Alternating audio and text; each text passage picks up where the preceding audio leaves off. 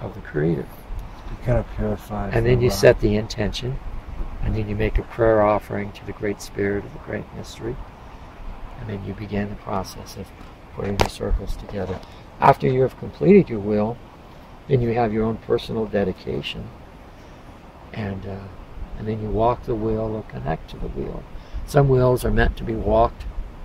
Other wheels are just meant to be sit quietly in that place of stillness and quiet, in the place of the heart, like a meditation.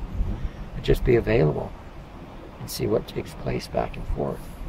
So you'd rather people come here and learn the traditional ways and go home and build their own wheels instead of being a medicine wheel. And occasionally I will come to a person's house that's just locally, you know, and I will give them a little bit of help, you know, but so you offer wheel classes and wheel ceremonies? Traditional medicine, wheel teaching, okay, ceremony, and just a walkthrough of the circles to help inspire them, give different ideas about different intentions and uses that are possible. And also I do, like we've done nature walks, and that's very important because nature is it's like the invisible God that's physical and invisible in all the forms and expressions of nature. So they're teachers to us and they're messengers. And unlike ourselves, which often we find ourselves walking around confused, you know, with veils and not knowing exactly who we are or what we're here for, all the different forms and expression in nature know exactly what they're here to do. And so they just simply be themselves. And as a consequence of the collective of all the different forms and expression just being themselves, create harmony and balance, sustainability and regeneration. And that's what we want to do as human beings. We want to learn to be human being, and if you divide the word up, human, you and then man, you have God, men, and if we're just being ourselves rather than struggling and trying to force and make things happen and doing, then everything comes out of that that's beautiful and that's nurturing and that's supportive. Very nice. All right, this is Dana and his chakra circles. Yes, back in the mid-'80s, a gentleman from England came out to Sedona. His name was Nicholas Mann, and he was a master dowser and what's referred to as a geomancer, who studies the spirit of the place. He goes to a place and he studies the water flows, the energetics, the magnetic fields, the electrically charged fields, the history of the place, the indigenous peoples that live there, and so forth. And he spent 3 years in Sedona, and in 1989 or 91, I can't remember, right in there, he published a book called The Sacred Sedona. And among other things that he described in the book, mostly about ley lines and vortexes, he described what he called the Sedona temple landscape. And within that landscape, there's a chakra system.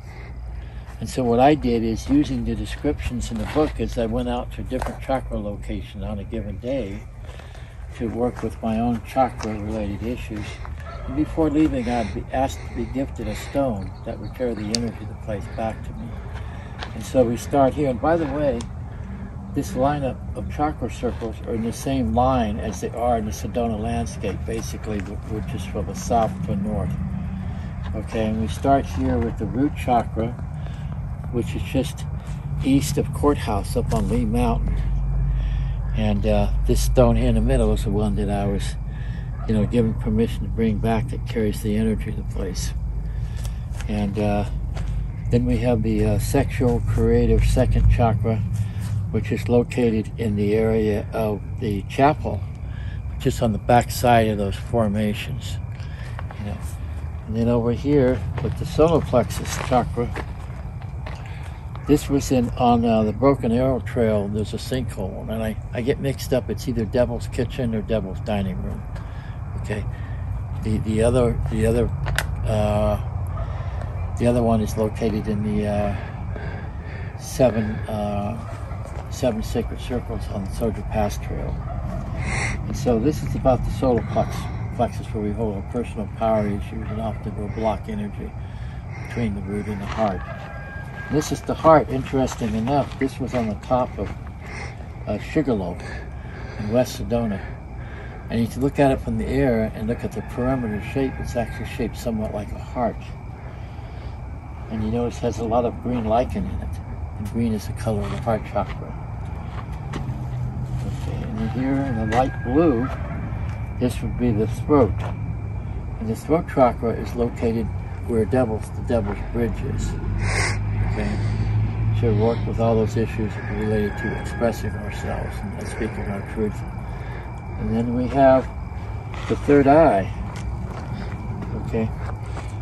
When you're on Long Canyon Road, approaching the Seven Canyons Resort, on your right about across from the trailhead of Long Canyon, there's two hills that stand out.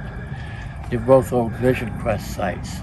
On top of the first hill you come to on your right, there's remnants of an old medicine circle, and that was the location of the throat chakra. Excuse me, of the third eye chakra. And finally, the crown chakra is located at the base of Isis Rock in Long Canyon. So you go about a mile and 2 miles into the canyon, look to your right, look up against the cliff face, and you see two vertical standing stones next to each other that are about 30 or 40 feet high. So this was the location of the crown chakra. Also, when I was there, I asked to be gifted a stone that represents Isis, and she's in the divine feminine circle. So these are the circles, and like Muhammad Gandhi said, why go to the mountain? You can bring the mountain to yourself. So if I want to work on my own chakra issues or on behalf of another, I have all these stones here that are connected to the Sedona chakra system. Very nice. Thank you, Dana. You're very welcome. We're really honored to have all 4 of your chakra circles on our properties. So we have obviously one on San Patricio, one on Mountain Shadows, and 2 over here. Anything you want to say about the ones we put down a couple weeks ago? Well, we put down the heart circle. Mm-hmm. And the heart is all about, primarily about relationships and going back on your timeline and clearing and transmuting any relationships or events or experiences that brought up conflict and upheaval. And it's about clearing those and transmuting them, you know, by honoring, especially between the masculine and the feminine, honoring one another, honoring your sacredness, and allowing the other to be themselves and to become what they're meant to become, you know, without judgment or without questioning so much.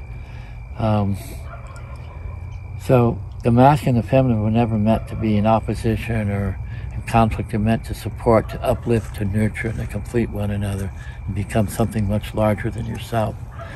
And when that happens, when you come to peace between the two within yourself, a transformation takes place.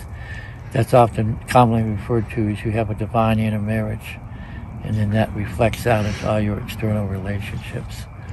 The other circle that we laid down at one of the other properties in West Sedona was the... That's on San Patricio. Yep. San Patricio, okay. Yep. That was the... the circle of compassion and love. Okay, the circle of compassion and love is all about standing around this sacred geometry and it has a lot of lepidite with pink tourmaline and a lot of rose quartz, a large rose quartz and a centering anchoring stone. It's about sending love to where it's needed the most in the world. But actually what's taking place is as you stand in your group around the circle, is you're sending the love from the place of your heart to the people's hearts that live there, that are undergoing that difficulty. And that helps them to find it within themselves and to make that a part of their natural field and have a positive effect on their environment. You see. So in a nutshell, that's what the circle of compassion and love is all about. Very nice. Thank you so much. You're very welcome.